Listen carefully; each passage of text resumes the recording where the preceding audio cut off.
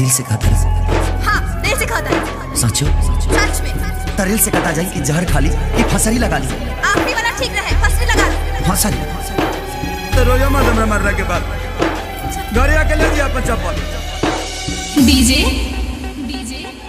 सनी अभी होई हमारे बर्बादी तोहरी याद तेरी नानी छिनके ले जाइयो आजादी गम के बोझा चली नानी दूसरा बाग में जाके लाके जा दूसरा बाग में जाके उड़ा जाइयो का शादी होते जा उड़ा जाइयो का हमरा खुदा से खुदा जाइयो का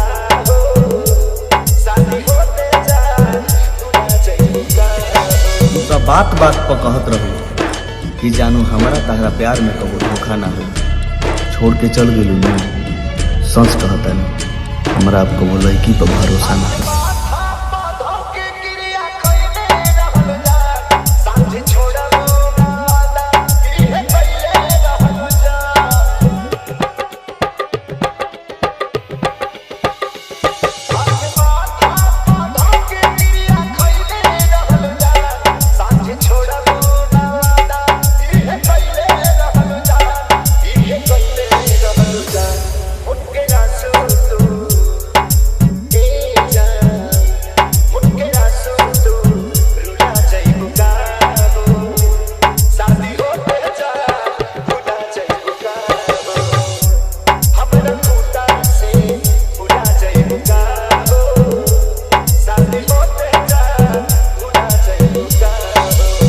लगौनी तू दिमाग लगा दिहलू कि अरे हम दिल लगौनी तू दिमाग लगा दिहलू।